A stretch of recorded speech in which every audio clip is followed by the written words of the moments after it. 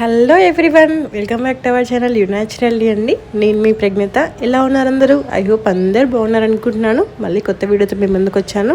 ఇది వచ్చేసి కుష్పాప అక్షరాభ్యాసం వీడియో అండి. ఆ రోజు మా చెల్లి వాళ్ళ యానివర్సరీ కూడా ఉండే అనమాట. Feb 14th రోజు వసంత పంచమి వచ్చింది కదా. సో ఆ రోజే వాళ్ళ యానివర్సరీ ప్లస్ దాని అక్షరాభ్యాసం రెండు అనమాట. అసలు కుష్పాప అయితే ఇప్పుడే ఉంటున్నట్టు అనిపిస్తుంది నాకు. అప్పుడే దానికి అక్షరాభ్యాసం వరకు వచ్చేసింది. అసలు పిల్లలు ఎంత తొందరగా పెరుగుతున్నారండి. అసలు అన్నప్రాసన మొన్ననే చేయించినట్టుంది నాకు. దానికి ఆల్రెడీ చెల్లి వచ్చేసింది, అది అక్షరాభ్యాసం వరకు వచ్చింది అనిపిస్తుంది. అసలు ఎంత తొందరగా అయిపోతున్నాయి రోజులు అంటే. అంశు కూడా అప్పుడే స్కూల్కి వెళ్ళి నర్సరీ అయిపోయింది అనమాట. అంత స్పీడ్ అయిపోతున్నాయి డేస్ అయితే. ఇక్కడ వాళ్ళు అక్షరాభ్యాసం చేపిస్తున్నారు హనంకొండలో. యానివర్సరీ అక్షరాభ్యాసం రెండు.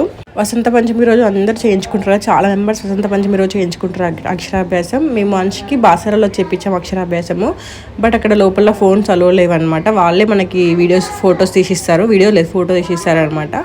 సో ఆ ఫొటోస్ నేను క్లిప్స్ యాడ్ చేస్తాను. అక్కడ లోపలికి ఫోన్ అలో లేదు, వాళ్ళే మనకి ఫొటోస్ తీసిస్తే బయటికి వెళ్ళి మనం మనీ ఇస్తే మనకి ఫొటోస్ పెద్దగా ఇస్తారండి. ఇక్కడ అందరూ కూర్చొని పూజ చేయించుకుంటున్నారు అనమాట.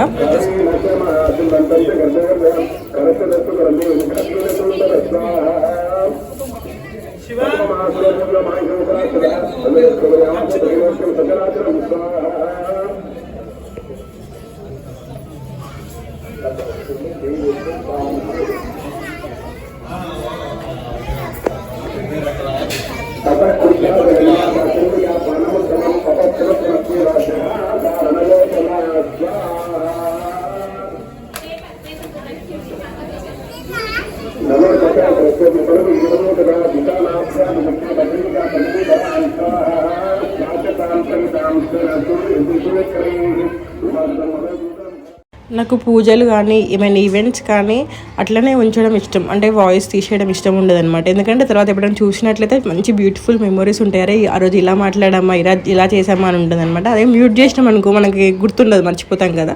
చాలా డిస్టర్బెన్స్ ఉంటుంది తప్ప నేను దాన్ని మ్యూట్ చేయనండి. అట్లా రియల్గా ఉండడమే ఇష్టపడతాను నేను.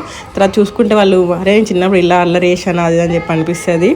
అసలు ఈ కాలంలో పిల్లలను పట్టుకోవడం అయితే చాలా కష్టం ఉందండి. అసలు పూజల దగ్గరైనా పెళ్ళిళ్ళకైనా ఎక్కడికైనా ఒక్క దగ్గర ఆగరు. వాళ్ళని పట్టుకోవాలంటే అసలు ఆగరు అనమాట.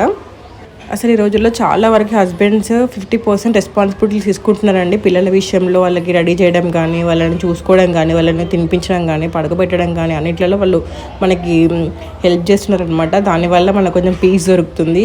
అలాంటి హస్బెండ్స్కి అయితే థ్యాంక్స్ చెప్పాలి.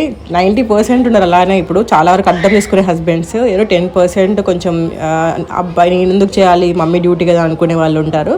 బట్ 90% మంచి వాళ్ళు ఉన్నారు. అంటే మేము రెస్పాన్సిబుల్ తీసుకుని అండర్స్టాండ్, అరే పాపం తను కూడా చాలా కష్టపడుతుంది కదా పిల్లలతో అనుకునే వాళ్ళు ఉంటారు అనమాట. నేనైనా మా చెల్లైనా ఆ విషయంలో చాలా లక్కీ అండి. వాళ్ళు ఈక్వల్గా టేక్ కేర్ చేస్తారు. పేరెంటింగ్ అంటే ఈక్వల్ అని వాళ్ళు నమ్ముతారనమాట.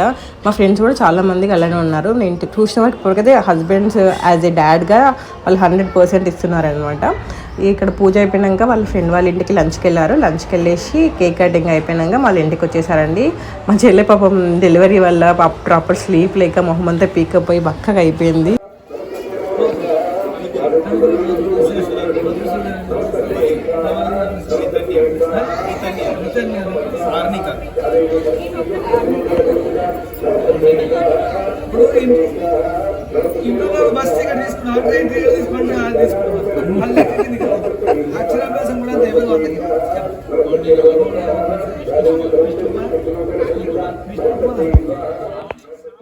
దానికి గ్లో పోయిందనమాట యాక్చువల్గా. మళ్ళీ కొంచెం పిల్లలు సెటిల్ అయినాక మన బ్యాక్ టు ఫామ్.